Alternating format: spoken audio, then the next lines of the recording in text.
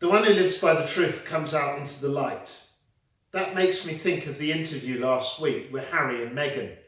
I really like Meghan and Harry. I wish they were my parishioners. And so my opinion about whether they should have said what they said is less about the effect it will have on the reputation of the royal family, but more about the effect it will have on them. But there was one thing they said that kind of stands out, and it kind of stings a bit. And that's what they said about racism, both in the royal household and in the British press.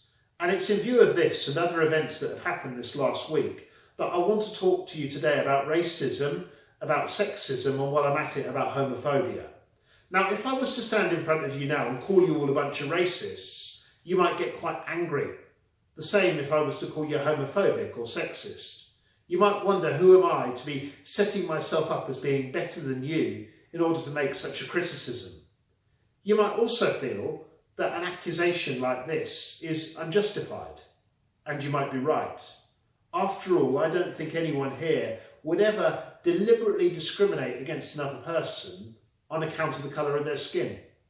I also don't think that anyone here would ever knowingly or consciously make a homophobic or sexist remark. And so in that sense, my criticism would be very wide of the mark. After all, if one doesn't intend a sin, one doesn't commit a sin.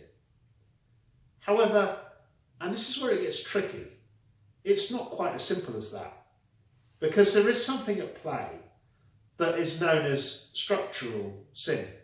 And structural sin is less about individual guilt or blame, but rather about the way in which, almost embedded in our ways of thinking, in our language, in our habits, can be assumptions about other people that are, how shall I put it, not consistent with the truth of who we are as people of equal God-given dignity. And that's what we mean when we talk about systemic racism or white privilege or systemic sexism. It's about the assumptions that we make that are so built in that we don't even question them. Why should a woman be any less safe than a man walking down the street late at night? Why should we worry about our child being gay in case they get bullied? Why should a black person have to prove extra hard that they're not going to cause any trouble?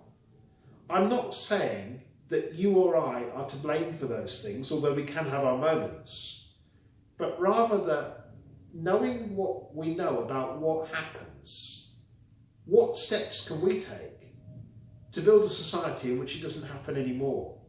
Where do we need to change? Where do we need to be aware of the effects that our words can have, albeit unintentionally, on others? Where does our jokes, our banter, or our casual dismissal of others' prejudice strengthen rather than weaken the structures of sin? Jesus came into our world not to condemn the world, but to love the world. God loves our world and God loves us. But sometimes there are things that happen and things that we think and things that we do that need to be brought into the light so that we can see clearly, that we might change and be converted. Another world is possible.